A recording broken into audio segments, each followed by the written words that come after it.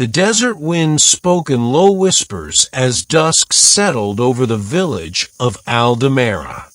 Tucked deep within the southern edge of the empty quarter, the village seemed frozen in time. Sand-coated rooftops, goat pens fashioned from old palm trunks, and walls scorched by centuries of heat, all untouched by modernity. Here tradition reigned, and silence was an old friend. That silence broke when a man arrived, walking in from the dunes just as the sun began to bleed into the horizon.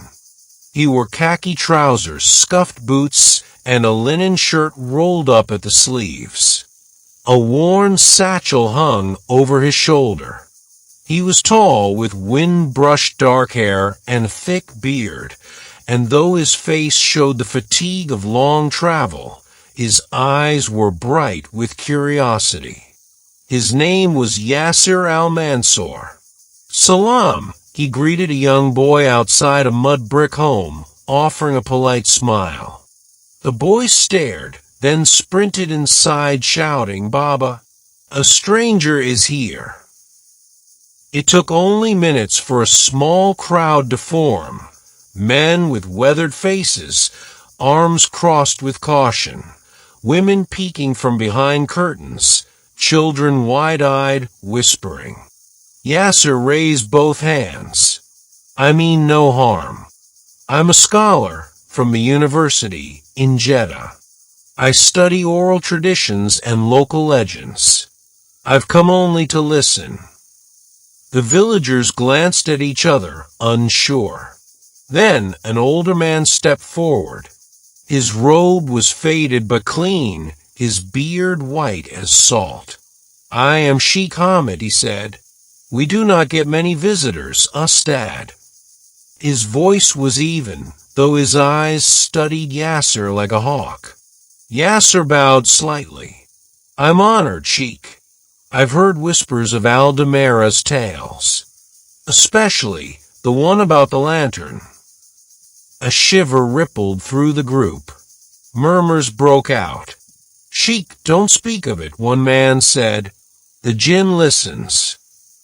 "Sheikh Hamid," Yasser pressed gently, "is it true that every night a lantern burns outside the village, alone atop a dune?"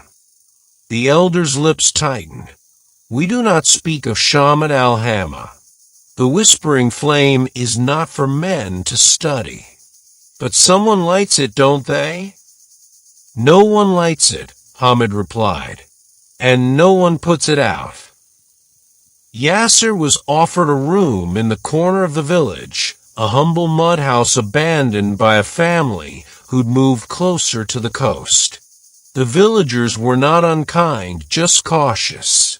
And as night fell, Yasser understood why. From the small window in his room, he saw it, a solitary flame glowing in the distance atop a dune to the north. No path led there. No one approached it. Yet there it burned, steady, unblinking. Drawn like a moth, Yasser left his journal behind and stepped into the night. The desert was quiet, save for the crunch of his boots on the sand and the faint hiss of wind against the dunes. The stars overhead spilled like shattered glass, brilliant and eternal. As he walked, the flame grew brighter until he finally crested the dune. There it stood, an ancient brass lantern, its glass cracked and blackened at the corners, yet the flame within danced like it was freshly lit. No oil, no wick. Just a cold, flickering fire that seemed to pulse with every breath Yasser took. He knelt beside it, his eyes reflecting the glow. "How do you burn?" he whispered. And the flame answered, not with words, not with sound, but with a voice inside his mind. It was like sand scraping across stone, a deep, guttural tone that slithered between languages. Somehow, Yasser understood it. "Free me." He gasped and stumbled backward. The voice faded, but the flame burned on, unchanged. Yasser looked around. Nothing moved. No footprints in the sand, but his own. Was it in his head? Or something older? The next morning, Yasser found his hands shaking as he scribbled notes in his journal. March 12th, I've heard the jinn's voice. Not metaphorical. Real. It speaks through the lantern. It said, "Free me." What is bound there? Is it conscious? How old is it? The locals call it Shamat al-Hama, the whispering flame. Why is it still burning? He closed the book and looked up to see Sheikh Hamid at the doorway. "I saw you leave last night," the elder said quietly. "You went to the dune." "I did," Yasser admitted. "You shouldn't have. That place is not for you." "I heard something, Sheikh," Yasser said. "It spoke to me." Hamid closed his eyes slowly. "Then you've brought its attention to yourself." "What is it?" Yasser pressed. "A spirit? A jinn? What's bound in that lantern?" Sheikh Hamid hesitated, as if weighing the value of silence. Then he stepped inside and shut the door behind him. "Long ago," he began, "this village was not alone. There were others. Tribes scattered across the dunes. One such tribe was led by a man named Harith. Ambitious, clever, and prideful. He sought power over nature, over life and death. So he turned to the jinn." Yasser leaned forward, captivated. "Harith found one, an ancient jinn named Malahir," Hamid continued. "But the jinn deceived him, as they often do. Harith thought he controlled it. In truth, it fed off his people's fears, their offerings, their worship. When the villagers rebelled, Harith begged the jinn for protection. Instead, Malahir burned them alive, men, women, children."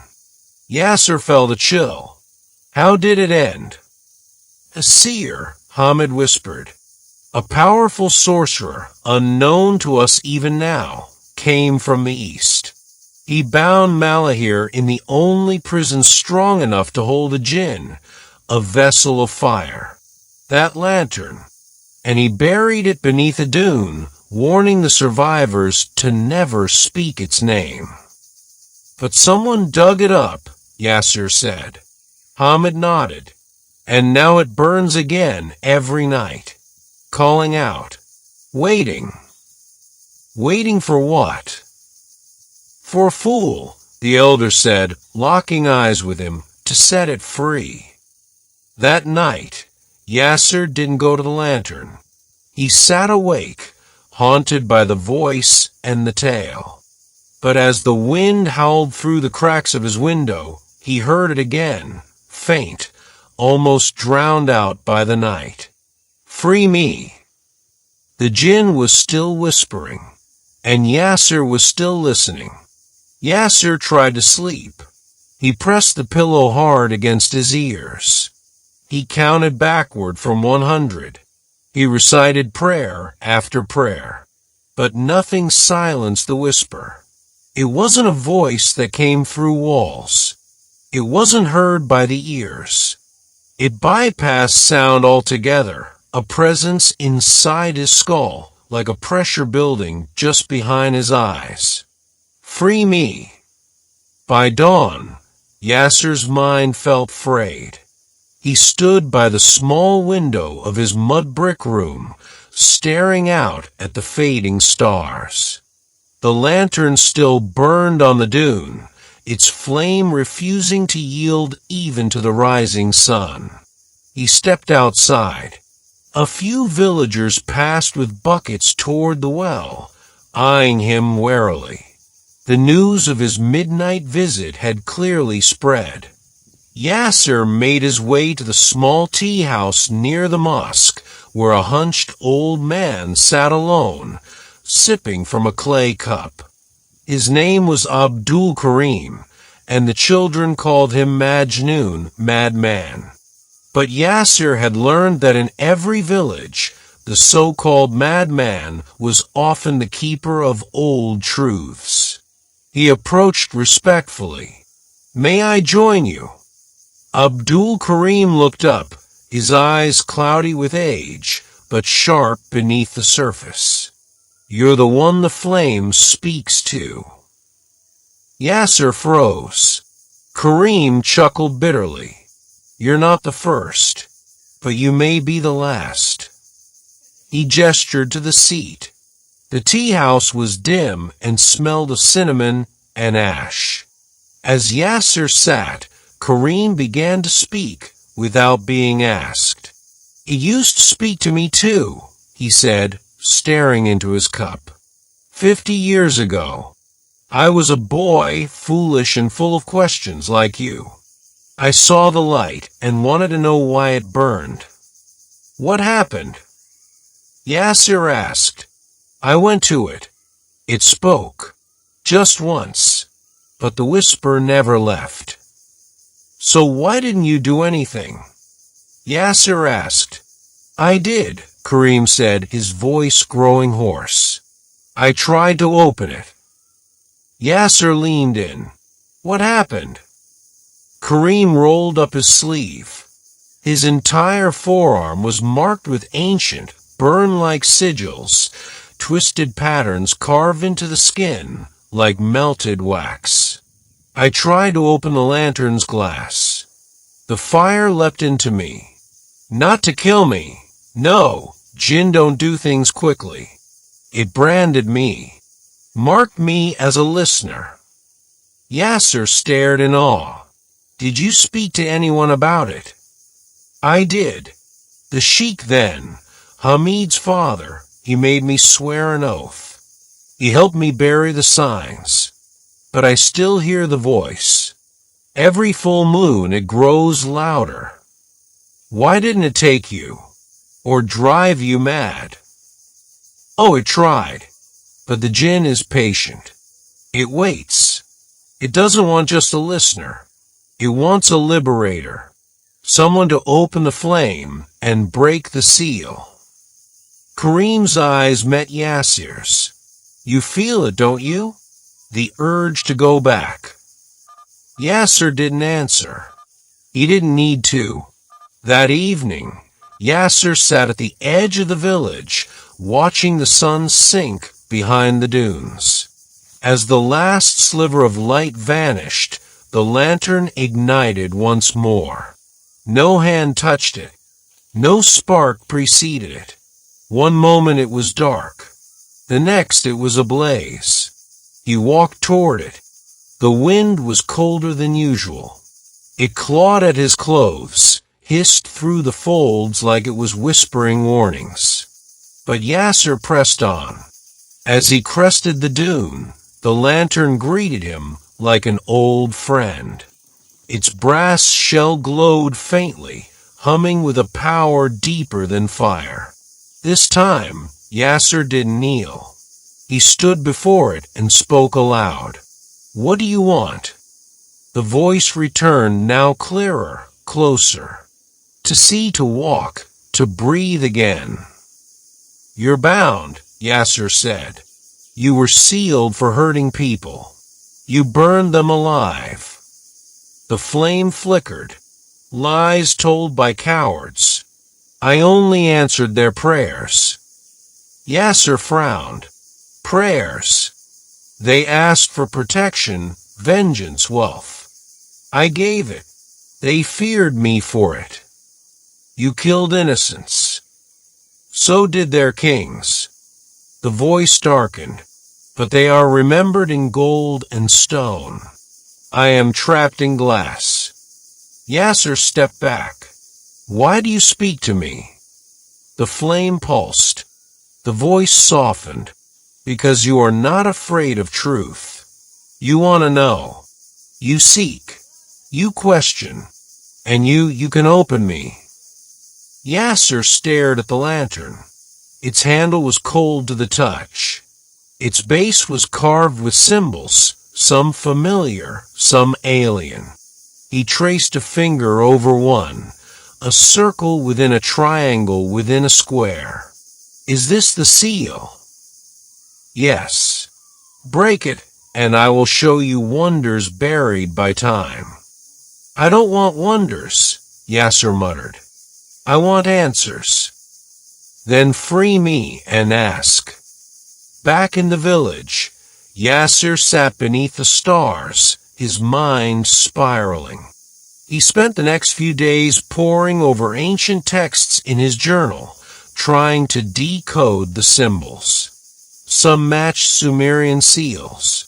Others looked like the Mudic script. One in particular, a spiral with thorns, repeated often. It appeared on the lantern and in the ruined manuscript he'd found years ago in Yemen, detailing binding spells for fire spirits. The puzzle pieces were aligning. He approached Sheikh Hamid again. Sheikh, he said, have you ever seen this symbol? He drew it in the dust. The elder paled. Where did you see that? On the lantern, and in a manuscript I once studied. Hamid exhaled sharply. That is Tabat al-Sa'id, the seal of the master. It was used by ancient mages to bind higher jinn. It means the entity is not merely caged, but enslaved. Yasser blinked. Enslaved. Hamid nodded solemnly. Malahir is not just sealed. He is owned by whoever possesses the true name and the key of the binding. That is why he whispers.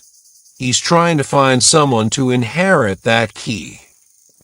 Then why not you? Because I won't listen. I cover my ears. I drown it with prayer. But you let it in. That night, the jinn's voice returned with greater urgency. Time grows thin. The veil weakens. The seal fades. Soon another will come. Not like you. One who will free me without question. You must act before then. Claim the key. Open the flame. What is the key? Yasser asked aloud, standing again before the glowing lantern. A gust of wind answered him, brushing the sand aside. At the base of the lantern, something glimmered, half-buried metal. He dug with trembling fingers and uncovered a small iron ring, old and blackened, with a single ruby set in the center. The moment he touched it, the wind stopped. The desert held its breath. The flame leapt higher, then shrank, settling into a steady glow. You are now the bearer, the jinn whispered, its voice inside him now like silk. The key is yours. The choice is yours. Yasser stared down at the ring. Heat radiated from it, but it didn't burn. He slid it into his pocket and walked away. That night, for the first time in days, the flame did not whisper. It watched. Yasser didn't sleep that night. The jinn's voice had gone quiet, but his mind was louder than ever. He stared at the iron ring on the wooden table, its ruby center pulsing faintly, like a second heartbeat. He kept the lantern out of his thoughts, but the image was burned into his mind. When dawn finally spilled over the dunes, Yasser wrapped the ring in a strip of cloth and tucked it deep into his satchel. Something told him it was dangerous to keep it on his person for long. He needed answers, more than whispers, more than warnings, and he knew exactly who to ask. Elder Layla lived on the edge of the village, in a shaded house surrounded by dying fig trees, and dried herbs hung from the roof like wind chimes. Her eyes were clouded with cataracts, but her mind was sharper than a blade. They called her Al-Hafiza, the keeper. She remembered stories that had long slipped into legend. Yasser brought her a jar of imported honey as a peace offering. "Sweetness will not buy you protection," she said without looking at him. "I seek only truth," Yasser replied. She tilted her head, listening. "You've touched the ring," she said. He didn't ask how she knew. "Then come inside." The inside of Layla's house was dim and cool. Tapestries of faded red and gold lined the walls, and incense curled from a brass burner. She sat on a floor cushion beside a stack of ancient scrolls, each wrapped in twine or sealed with wax. She motioned to one. "Open it." Yasser hesitated, then broke the seal. The parchment crackled in his hands, covered in writing older than Arabic, possibly Aramaic or Old South Arabian. But the illustrations were unmistakable, a figure of fire, bound in chains made of light. A lantern, a desert city burning. "Malahir," Layla said. That was his name before the seal. Some say he was a prince among jinn. Others say he was a fallen guardian. No one agrees on his origin, but all agree on his power. "What kind of power?" Yasser asked. "He didn't grant wishes," she said. "He granted intentions. You'd ask for wealth, and you'd find your enemies buried under your feet. You'd pray for safety, and your rivals would vanish in their sleep. Always indirect, always precise.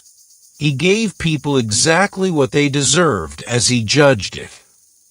Why would anyone bind a jinn like that?" Yasser asked.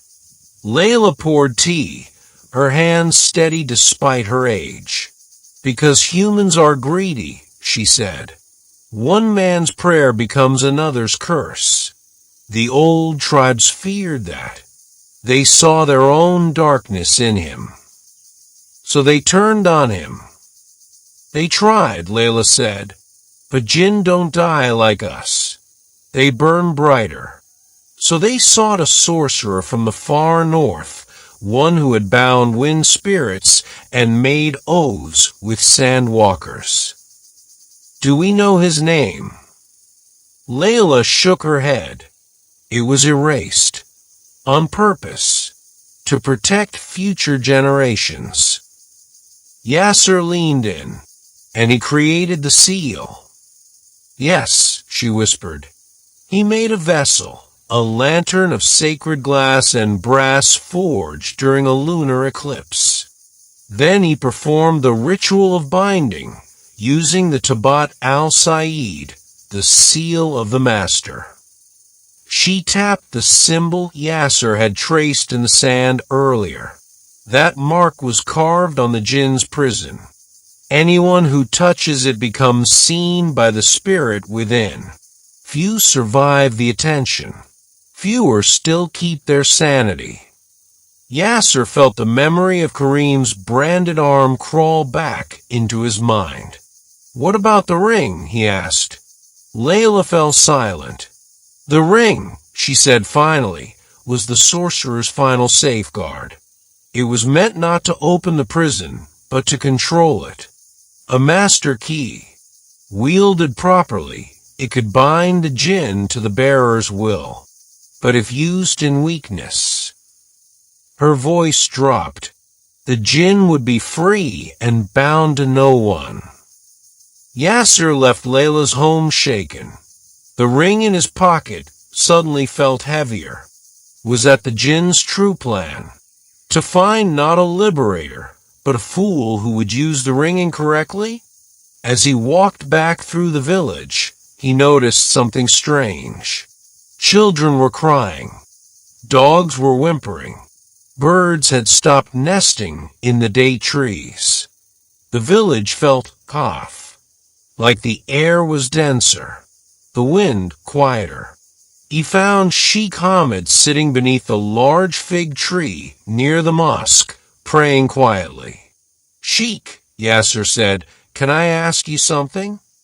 Hamid opened one eye. "You already know the answer, or you wouldn't be afraid to ask." Yasser sat down. "The jinn, it's not just whispering anymore. Something has changed since I found the ring." Hamid closed both eyes. "The seal is weakening."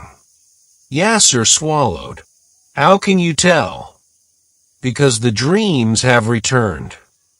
"What dreams?" Hamid exhaled. "The old ones. The same dreams the village had 70 years ago, before the last attempt to unbind the lantern. The dreams of burning sky, screaming sand, and blood-colored rain. Children dream of fire. Elders dream of walking corpses. And the animals, Allah help them, sense what we cannot." "Is it my fault?" Yasser asked. Hamid didn't answer, which was answer enough. That night, Yasser sat alone on the roof of the abandoned house where he was staying. The ring sat beside him on a flat stone, gleaming softly in the moonlight. And then he felt it. A presence. He turned and saw a man standing in the courtyard below, cloaked in robes darker than the desert night. His face was obscured, but Yasser could feel the heat radiating from him. No footsteps, no voice, just a presence. Yasser stood slowly. "Who are you?" The figure raised a hand, palm outward, and flames flickered briefly in the shape of an eye. Then it was gone. No fire, no footprints. Yasser's heart pounded in his chest. Was it a dream? A hallucination? No, he had seen the jinn, not just heard it. It was closer now, watching, waiting.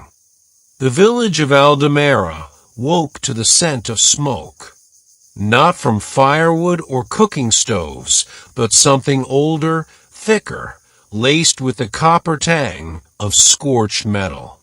Yasser stepped outside into the morning haze and saw it, a thin column of smoke rising from the northern dune, the one where the lantern stood. It shouldn't have been smoking. It had never done so before. He wasn't the only one who noticed. Villagers gathered in clusters, murmuring prayers and shielding their eyes from the flame's distant shimmer. A child burst into tears without reason. Even the goats refused to leave their pens. Something had shifted. Yasser didn't go to the dune that day. Instead, he returned to his notes. He laid out every scrap of information, photographs, journal entries, field sketches, and began cross-referencing them with the scroll he'd viewed in Elder Layla's home. His mind kept circling back to one detail she'd shared, the ritual of binding. There were fragments of it in the old texts. He remembered seeing similar rituals referenced in an obscure manuscript he had encountered years ago at a university archive in Muscat. He'd scanned the pages, but never translated them in full. He dug out his laptop and opened the old file. The script was in ancient Himyaritic, barely legible. It began, "When fire walks and shadows speak, the vessel must be carved from lunar brass, sealed in triune geometry, and chained by the bearer of the word." Yasser's breath caught. He quickly jotted the translated phrases into his notebook. Lunar brass, triune geometry, the bearer of the word. Could the ring make him that bearer? And if the jinn had been bound once using these steps, could it also be rebound? Or worse, if done incorrectly, freed entirely? As night fell, Yasser visited Abdul Karim once again. The old man sat by his doorway, polishing a curved dagger with a cracked ivory handle. Karim, Yasser said, do you remember anything about the original ritual? The old man paused. Why would you ask that? Because I think the jinn is growing stronger. The seal is fading. Karim's hand trembled slightly. Then you shouldn't be near me. Or near it. You've been marked. I have the ring, Yasser whispered. And I need to know how to use it to reinforce the seal. Karim looked up sharply. You fool. The ring doesn't seal. It dominates. That's what makes it so dangerous. You use it with the wrong word, the wrong thought, and Malahir won't be caged again. Then tell me what the right words are, Yasser urged. Please, before it's too late. Karim hesitated for a long time. Then, with a grunt, he stood and disappeared inside his home. When he returned, he carried a brittle scroll sealed with wax and bound in faded green cloth. This was passed to me when I was a boy, he said. A fragment from a guardian line, men who kept records of the flame's history. Yasser carefully unrolled the scroll. Inside were diagrams, rough but detailed, showing a lantern surrounded by 3 symbols, a circle, a triangle, and a square, the triune geometry. Beneath that was text in a dialect he didn't recognize, but some of it had Arabic annotations written by a former translator. One line stood out. Speak not the jinn's name in full, unless prepared to wear its fire. Yasser ran his fingers over the ink. So, its true name is part of the ritual. Yes, Karim said, but names are power. Speak it without intention, and you'll invite it into you. Then how did the original sorcerer bind it without being possessed? Karim looked at him grimly. No one knows. Some say he wasn't fully human. That night, Yasser dreamt of fire. He was back on the dune, standing before the lantern. But it was no longer cracked and tarnished. It gleamed like gold beneath the stars. The flame inside burned blue, not orange, and it didn't flicker. It sang. A word pulsed through the dream, like a heartbeat. Malahir. The name. He tried to speak it. His lips moved, but his throat seized. The sand around him began to swirl. Faces formed in the dunes, screaming, wailing, writhing in torment. Each time he tried to look away, the flame pulled him back. And then he saw something he hadn't before. An inscription on the lantern's base, half buried beneath layers of sand. It was not visible in the real world, but here in the dream, it shimmered with silver light. 3 words, burned into brass. To see, to obey, to endure. Yasser woke drenched in sweat. The next morning, Yasser returned to Elder Layla with the words from the dream. She stiffened as he recited them. Those are the tenets of the binding, she whispered. The oaths the bearer of the ring must accept if they wish to hold the jinn's leash. And if they don't, then the jinn wears you. Yasser sat in stunned silence. So I have to see it. I have to obey the rules. And I have to endure what its presence. Worse, Layla said. Its memories. A jinn that old has seen the rise and fall of nations. It doesn't forget, and if it enters your mind, you'll see what it's seen. Most men go mad from that alone. Yasser stood slowly. And if I'm strong enough, she met his eyes, then you'll become its master. That evening, Yasser walked the path to the northern dune for what he told himself would be the last time. The lantern burned as always, its glow steady but more awake. As if it was aware he had come with purpose. He placed the ring on his finger. The desert fell silent. The wind stilled. And the jinn spoke, not in whisper this time, but in clarity. You are ready. Yasser's mouth went dry. I saw the inscription in a dream. Then the veil begins to thin. The pact approaches. I want to reinforce the seal, Yasser said firmly. Not free you. The flame flared, an angry pulse. You fear freedom. You fear truth. But the seal is dying. Soon another will come, one who will open me without ritual, without control. You said that before, Yasser said. Who is this other? A seeker, like you, but without limits, without caution. Yasser realized with a chill, someone else might already be coming. Someone drawn by the same whispers. I won't let that happen. Then learn the words. Speak them. Claim the binding. Yasser reached into his satchel and retrieved the scroll from Kareem. As he began to trace the symbols in the sand, circle, triangle, square, the wind stirred once more. And somewhere far in the dunes, another lantern flickered to life. The wind howled louder that night. Yasser heard it whisper through the cracks in the clay walls, not like before, not gentle, not cautious, but wild, urgent. The villagers had locked their doors early. Candles were extinguished long before midnight. Even the muezzin's final call to prayer sounded muted, as though afraid to echo into the dark. He knew why. Something had changed. The second lantern.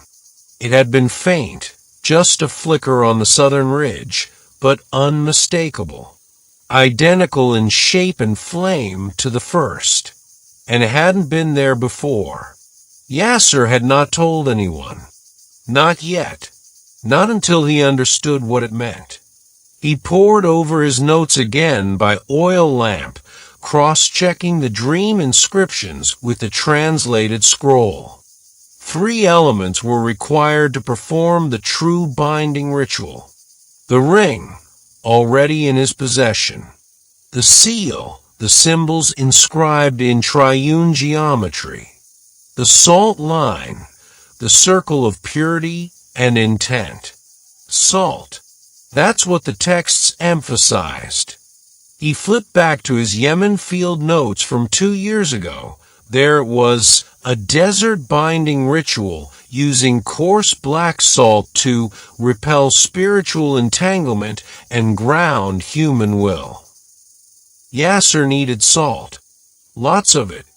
By morning, he stood at the edge of the market, bartering with a wide-eyed merchant for sacks of black salt imported from the Gulf Coast.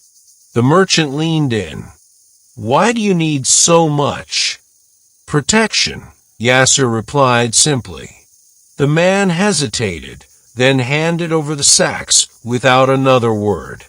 As Yasser loaded the salt onto a borrowed donkey cart, he noticed Sheikh Hamid waiting near the mosque steps. You've seen the second flame, the sheikh said without preamble. Yasser froze. How did you know? I see more than I admit. Malahir is awakening fully now. Another lantern means the seal has begun to fracture. How much time do we have? Days, if that. Then help me, Yasser pleaded. Help me bind it again. Hamid looked at him, eyes weary but resolute. I can offer prayer, but the rite must be done by the one marked. You bear the ring. You walk the line alone. That evening, Yasser made his way to the original lantern dune, this time not to listen but to act. He arrived just before sunset, dragging the sacks of salt behind him. The lantern flickered steadily, as if sensing his intent. He opened the first bag and began pouring a wide circle around the lantern. As the salt hit the sand, the wind immediately changed, blowing in tight spirals around him. Not scattering the salt, but protecting it. He moved with care. Once the circle was complete, he stepped inside and sat cross-legged before the flame. The ritual would begin now. He placed the ring on his finger and took out the scroll from Kareem. Then he pulled the final page free, a page Elder Layla had translated for him by hand just that morning. Speak the tenets. Enforce the geometry. Demand the name. Yasser took a deep breath and began tracing the symbols into the salt with stick. A circle for eternity. A triangle for obedience. A square for endurance. As he drew the last line, the flame roared. It shot high into the sky, turning blue, then purple. The air inside the circle felt thick, oppressive. And then it began. The shadows came. They rose from the dunes, tall, hunched figures, like men carved from smoke. They had no eyes, but they watched. They had no mouths, but Yasser could hear them chanting, low, droning tones that vibrated in his bones. He didn't stop. He placed his right hand over the lantern and began to speak, to see. The wind died instantly. The shadows fell silent. To obey. The lantern dimmed, pulsing like a heartbeat. One of the shadow figures took a step forward, its form flickering with distorted faces, women, children, men, all screaming in silence. Yasser fought the tremble in his voice. To endure. The ground cracked beneath him. A red glow shone from beneath the sand, but the salt line held. And then he said it. Malahir, by the seal of the Master, I bind thee. The jinn screamed. It wasn't a sound, it was a feeling. A spike of agony that jabbed into Yasser's temples and seared through his chest. He fell forward, clutching his skull, as visions poured in. A city on fire. A throne of ash. Thousands bowing before a figure of smoke and flame. Chains around its arms, ripping it down. The face of the sorcerer who bound him, identical to Yasser's own. Yasser gasped and fell backward, eyes wide. It was him, or someone like him. The resemblance was too precise. Blood memory? Reincarnation? The jinn's voice rang out, furious and echoing. You dare wear his face. You dare speak his words. Yasser forced himself upright, the ring glowing on his hand. I don't want your power. I want your silence. Then you shall have neither. The flame exploded upward, engulfing the lantern, but the salt circle remained intact. The shadows screamed and retreated into the dunes.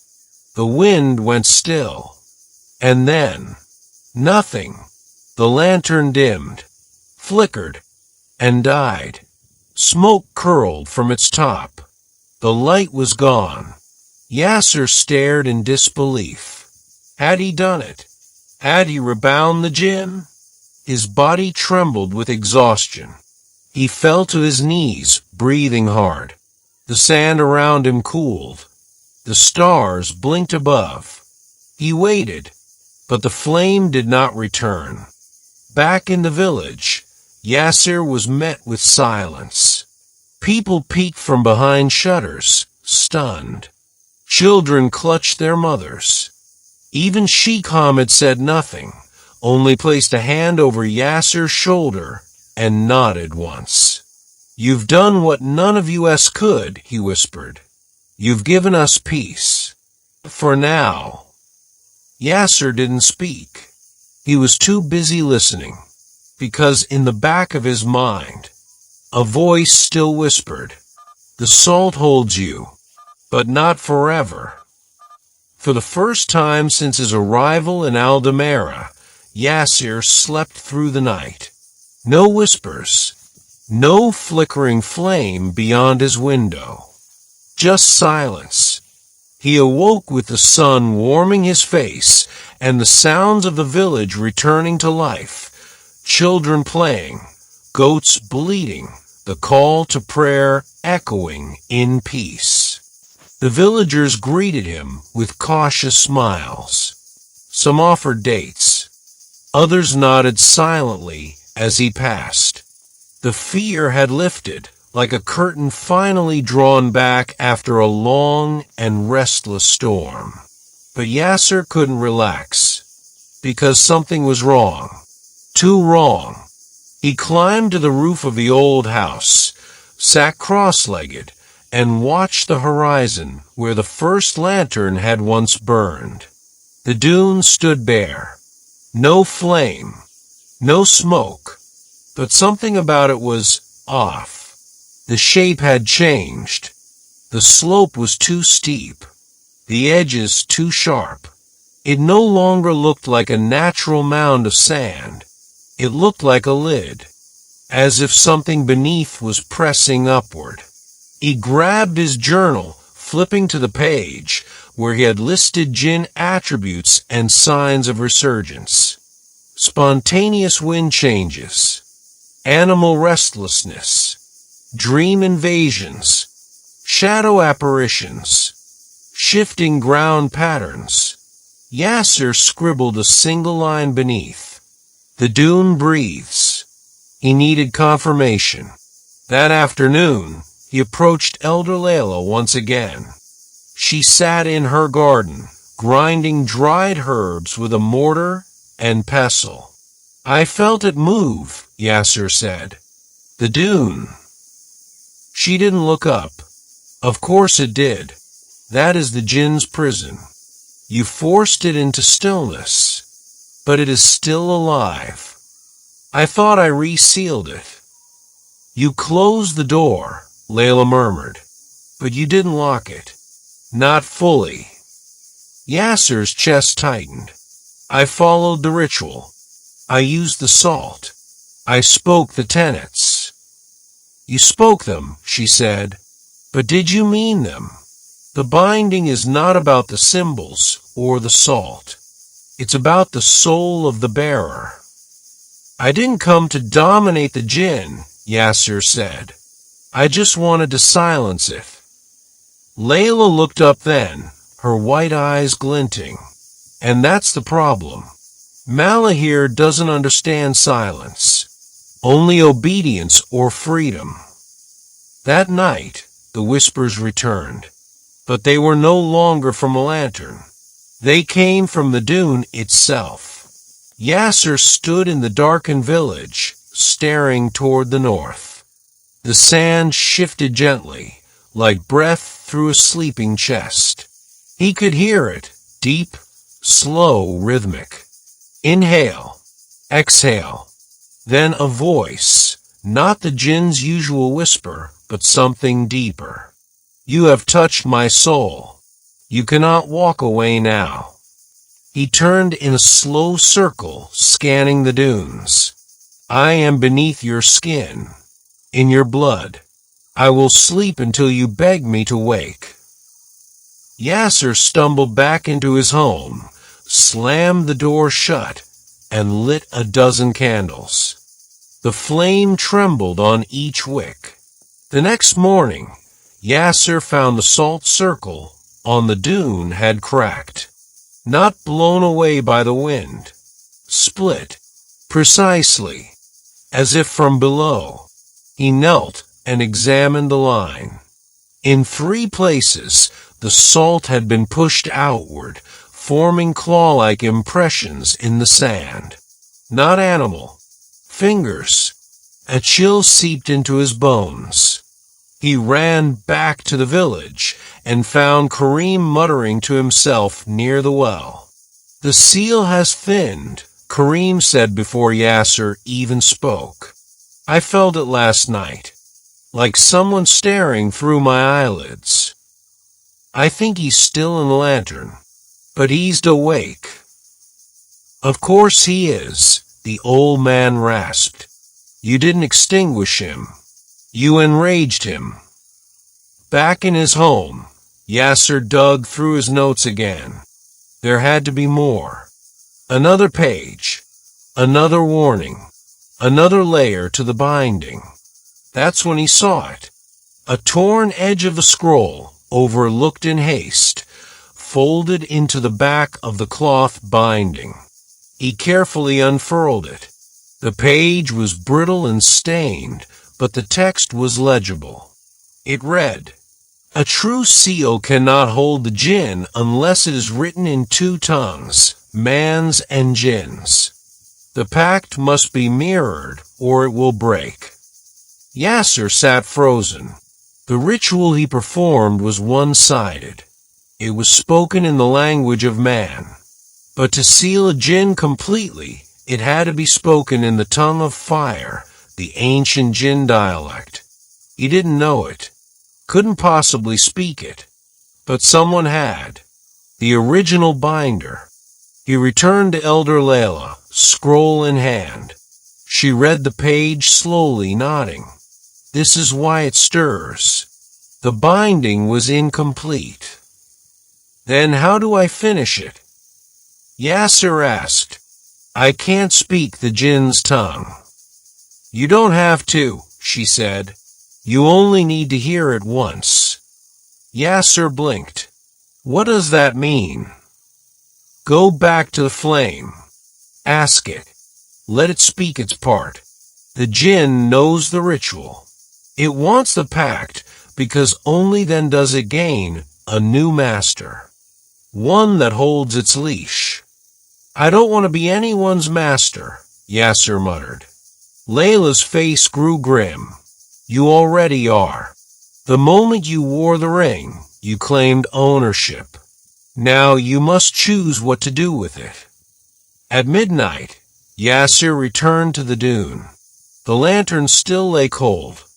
But the dune, yes, it breathed.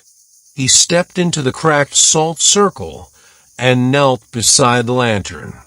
"I'm ready," he whispered. "Speak the other half." The wind screamed. The flame burst back to life, brighter than ever, burning with a dark green hue. And then a sound, a guttural chant, alien, deep, the jinn's voice in its own language. The words were not meant for human lips, but Yasser felt them imprint onto his mind. Symbols, tones, the vibration of syllables beyond sound. As the chant finished, the flame snapped shut. The lantern went black. And Yasser, dizzy with fever, stumbled back toward the village. He didn't sleep. He didn't eat. He simply repeated the words over and over in his head, until he could say them without fear. By dawn, Yasser had memorized the jinn's chant. He hadn't spoken it aloud, not yet, but the syllables clawed at the back of his throat, urging escape like steam under pressure. They weren't words so much as sounds, harsh consonants that twisted his tongue and thudded inside his chest. Even thinking of them made his pulse race. He couldn't deny it anymore. He was changing. His senses were sharper. The world felt louder. He could hear insects crawling beneath the floor, smell the sweat of a stranger 100 feet away. Time seemed to slow when he moved, just slightly, like the desert held its breath around him. And worse than that, he missed the whisper. Yasser walked the edge of the village with quiet purpose, tracing the old boundary line the elders had long forgotten. Kareem found him kneeling near the outer well, pouring a ring of fresh black salt. The protective circle, Yasser said simply, was broken. Not just around the lantern, around the whole village. Kareem's eyes widened. You're trying to rebuild it. If I can buy time, I might be able to seal him properly, with both halves of the ritual. The old man hobbled over and dropped to his knees beside him. I'll help. Together, they worked through the day, retracing the ancient outline of the village's protective perimeter, pouring black salt and lines through alleys, over rooftops, even across the mosque's threshold. Several villagers watched in silence. A few offered help. Sheikh Hamid stood at the minaret and prayed as they worked. But as dusk approached, Yasser felt something shift. A pressure in the air. Like a storm gathering, but not of wind or rain. Of hunger. When night fell, the stars blinked one by one out of the sky. Clouds rolled in, unnatural black roiling. And then a scream. Not from a human. Not from any living thing. A soundless scream that rattled windows and cracked glass. Yasser looked up and saw a third lantern ignite. This one burned red, high on the western ridge. 3 lanterns, 3 vessels, or 3 fractures in a once-whole seal. The thought chilled him. Then he heard footsteps behind him. He turned and stopped breathing. A boy, no older than 10, eyes pale as ash, standing just outside the salt line. Are you Yasser? The boy asked softly. Yes. He says you know his name now. Yasser's skin prickled. Who told you to come here? The boy smiled. He didn't tell me. He showed me. And then his face melted into a mass of smoke and disappeared into the sand. The villagers began to panic. Children spoke in tongues. Goats turned violent. A woman collapsed while drawing water and woke with burn marks on her palms shaped like the seal of the master. One by one, people came to Yasser's door pleading. Please, a man begged, clutching his baby. Is it the end of days? Yasser tried to reassure them. I'm working on a way to seal him. It's not too late. But even as he said the words, he saw the disbelief in their eyes. And worse, doubt in his own. That night, he returned to the dune. Not to question. Not to speak. To finish what he started.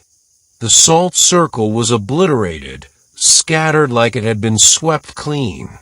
The lantern lay upright in the sand, cold but watching. He took a breath and spoke the chant, the jinn's tongue. The moment the first syllable passed his lips, the ground shuddered. He kept going, voice trembling but clear, shaping the impossible syllables with a tongue not meant to hold them. As the final phrase passed his lips, the lantern lit itself, green and gold and pulsing with fury. The voice inside exploded with rage. You dare bind me again? Yasser shouted over the roar. You swore the pact. I speak both tongues. You speak, but you do not know. You chant, but you do not bleed. Then the flame shot into him, a column of fire, piercing his chest and entering his mind. He screamed, not from pain, but from the memories flooding in. Cities built of coral and bone, thrones forged from stars, wars between flame and shadow, eons of loneliness, of betrayal, of imprisonment. And through it all a name, Yammer, his name, but not his, the sorcerer, the one who first sealed Malahir. Yasser fell to the ground, convulsing, coughing up salt and ash. The flame receded, and the lantern shattered, not in sound, not in glass, in presence. It was no longer a prison. It was a doorway. Back in the village, the third lantern winked out, but a voice filled the sky. The pact is made. The bearer is chosen. The old circle is broken. And then silence. Yasser lay alone on the dune. The ring on his hand now glowed steadily, no longer with fire, but with life. He hadn't sealed the jinn. He hadn't freed it either. He had merged with it. Yasser didn't return to the village right away. He sat on the dune for hours, staring at the broken shell of the lantern. It no longer burned, but the sand around it still shimmered faintly, as if the heat had soaked deep into the earth. The silence around him was heavy, too heavy. Inside him, the voice was no longer a whisper. It was woven into him now, braided through thought and breath. He couldn't tell where his own mind ended and the jinn's began. And then it spoke again, not from within the lantern, from within him. You carry my fire now. Yasser didn't answer. You did not bind me. You did not command me. You accepted me. And that changes everything. He stood, fists clenched. I didn't accept you, he said aloud. I finished the ritual. I spoke the binding in your tongue. No, the jinn corrected, its voice smooth and calm now. You invited me. There is no turning back. Yasser felt it, the weight of something vast curled deep in his chest, slumbering but aware, like a serpent coiled around his heart. And with it came power. He could sense the grains of sand beneath his feet, as if each had its own story. He could hear the heartbeat of a falcon circling high above. And when he turned to the distant village, he knew who was awake, who was praying, who was dreaming of fire. He returned to Al-Dumayra just before sunrise. The villagers fell silent as he passed. Some whispered. Some crossed themselves. Some turned their backs. Only Sheikh Hamid approached him, eyes wary. You've changed, the elder said. Yasser nodded. I feel it. Did you seal it? No, Yasser said. It's not sealed. It's inside me. Hamid's face darkened. Then you are not you anymore. I am, Yasser said, but I'm not alone. He locked himself away for days after that. He filled his journal with pages of text, his own thoughts and the jinn's. Visions poured into his mind without warning. He saw distant deserts, underwater cities, creatures made of living flame. Past centuries, lost languages, ancient kings who bargained with things they never understood. And always the bargain. That was what the jinn offered. Not brute force, not demonic chaos. A deal. On the third night, the voice returned again, clear, slow, seductive. You are afraid of what you could become. Yes, Yasser whispered in the dark. But you're also curious. That's why you came here in the first place. Yasser didn't respond. You wanted stories, truth, power. You wanted to see what others fear to look at. Now you have it. And still you hesitate. What do you want from me? Yasser asked. Nothing you haven't already given. But I will offer more, because you're worthy. You wore the ring. You spoke the tongues. You survived the visions. I offer you a pact. Yasser's throat dried. Pact. You become my vessel, not my prison. You carry me into the world. I grant you knowledge, protection, power beyond men's imagining. You grant me freedom to observe, to exist. Yasser knew better than to answer too quickly. What happens if I say no? You cannot unbind me. You cannot bury me again. The seal is broken, the lantern shattered. The pact is already begun. But without your willingness, I remain dormant. Unfed. Silent. Yasser walked to the door and opened it. The night air was thick, heavy with dust. Across the village, a group of men were dragging a girl, no older than 14, by her arms. She was screaming. Witchcraft, they said. Possession. They would tie her up and wait for her to be cleansed. Yasser gritted his teeth. He stepped forward, and without touching them, the men froze in place. The sand around their feet hardened like stone. The air turned sharp as glass. He didn't speak. He didn't think. He willed it, and they dropped the girl and fled. Yasser knelt beside her, eyes glowing faintly in the moonlight. You're safe now. She stared at him, speechless. And the jinn laughed softly in his mind. See what we can do together.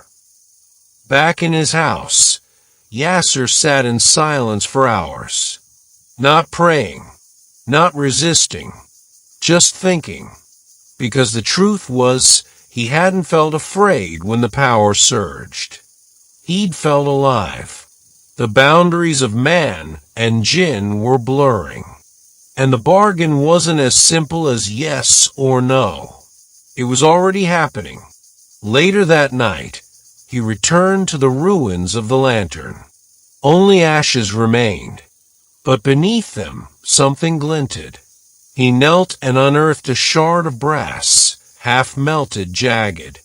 And carved into its curve were 3 new words in the jinn's tongue. He didn't need to speak them aloud to understand. See me. Serve me. Become me. Yasser closed his eyes. The wind was rising again. The desert held its breath. Al-Dumayra had grown quieter each day since the lantern shattered. Whispers no longer filled the night air, at least not outside. They lived now within Yasser. Every footstep he took echoed like thunder. Every glance from a villager held reverence or terror. Children stopped playing when he walked past. The imam stopped leading prayers when Yasser entered the mosque. And still, the jinn remained silent. Watching, waiting. Yasser spent his days deciphering what had happened. The fire hadn't merely entered him, it had merged with him. His blood no longer ran warm. It pulsed with something heavier, older. He was stronger, smarter, quicker to see through lies. He could speak forgotten dialects in his sleep. His dreams were no longer dreams, but memories.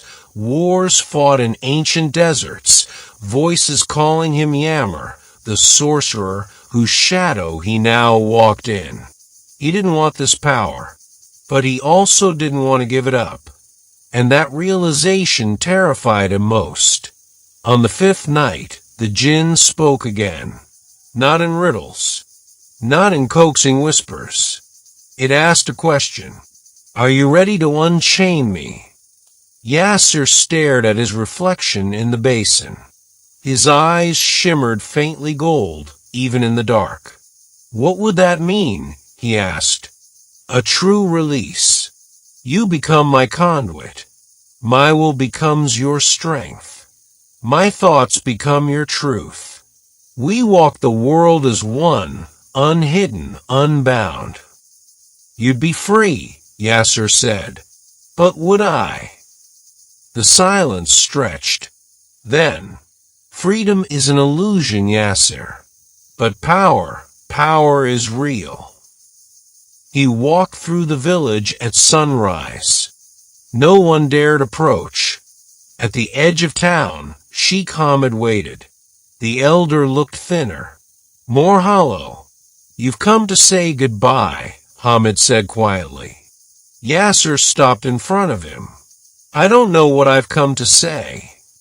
Hamid searched his face. You're not the same man who arrived here. I'm still me. No, Hamid replied, sadness in his voice. You're something else now. Something wearing your face.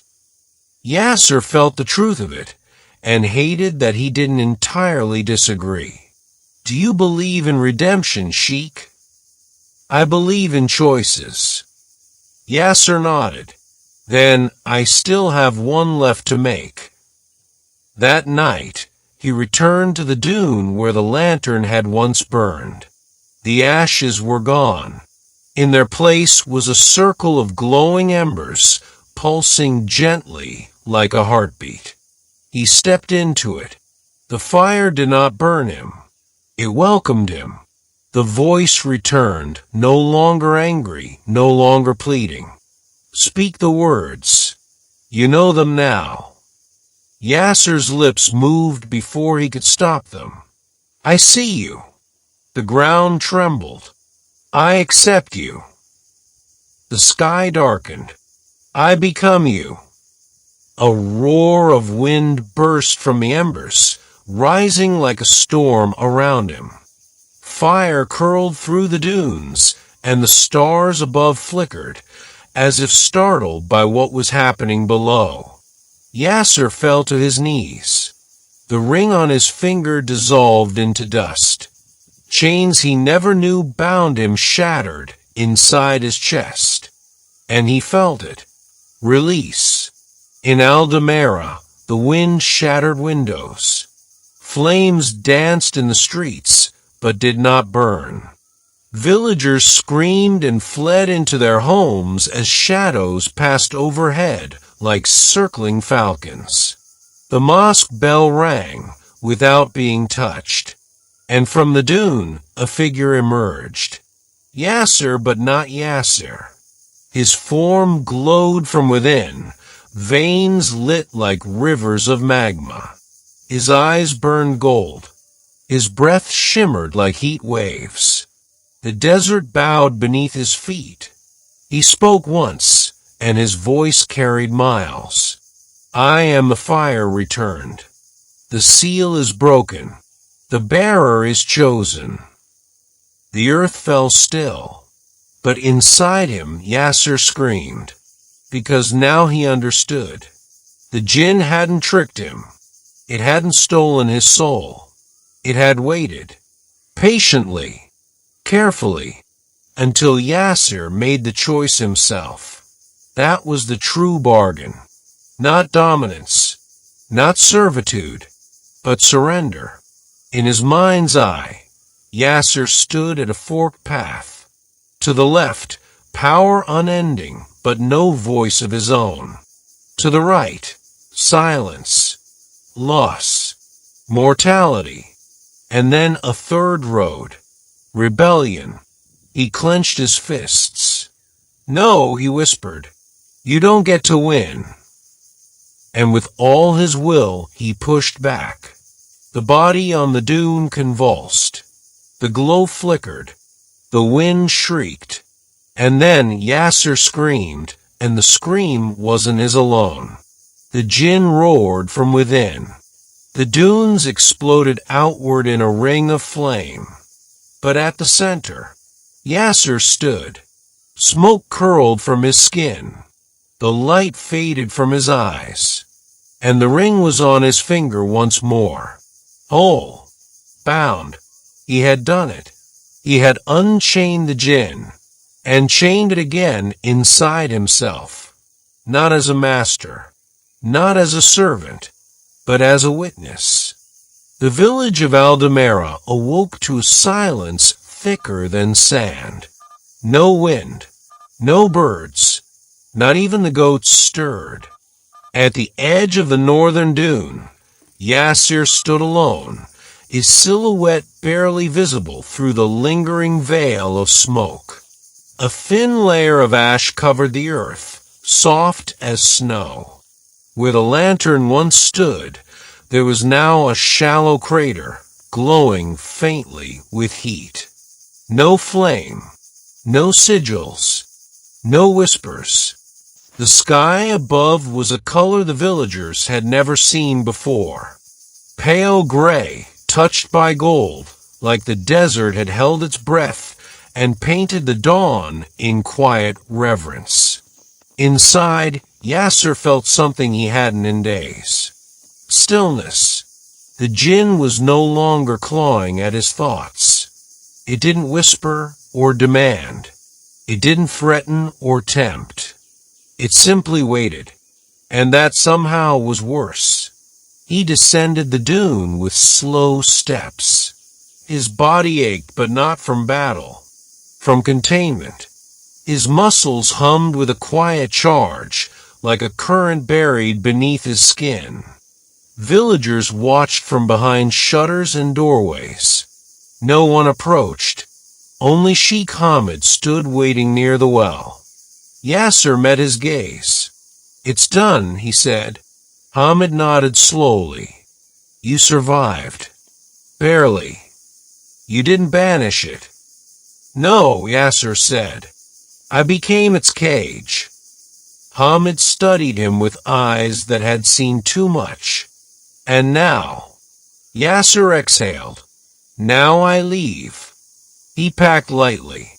A satchel, a journal, a flask of water. No maps. No compass. He didn't need them. The jinn knew the lay of every land, every secret road, every city lost to time. He would follow the path only he could now see. But before he left, he visited 3 places. First, the mosque. He knelt at the prayer rug, even as his heart raced with the quiet fire still curled within him. "Yarab," he whispered, "if you see me, forgive me. If you guide me, protect them. If you test me, give me strength." No voice answered, but the candle beside him flickered once and did not go out. Second, Elder Layla's home. She met him at the door. "You look like someone returning," she said. "I feel like someone who never left." She smiled gently. "What will you do?" "Learn. Watch. Keep him sleeping. And when he wakes..." Yasser met her gaze. "Remind him who wears the ring." She pressed something into his hand. A small pouch of desert rose salt, for when the circle breaks again. Last he visited the dune. He stood at the crater's edge, watching the wind pull ash into the shape of forgotten footprints. He could feel the jinn watching from within, not as a prisoner, but as a partner. An uneasy one. "Why do you still follow me?" Yasser asked inwardly. The answer came, not in words, but in feeling. A warm flicker of curiosity, perhaps even respect. He was no longer the flame's prey. He was its bearer. As he left Al-Dumayra, the villagers stood at a distance, silently watching him cross the horizon. No one cheered. No one wept. They didn't know whether they had been saved or merely spared. But the lantern no longer burned. And sometimes that was enough. Days passed. Then weeks. Yasser walked through ancient ruins. He slept in crumbling temples. He drank from desert wells that had not tasted lips in centuries. Everywhere he went, the jinn remembered, showing him flashes of what once was, what might be, and what should never return. Together they wandered. Together they watched. Until one night, beneath a sky split by lightning, the jinn whispered again. There are others. Yasser stood still. Others like you? No. A pause. Others like me. Still sealed. Still dreaming. Yasser felt the ember in his chest pulse. A new fire beginning. A new story waiting. He looked to the stars. Then he smiled. Then let's go.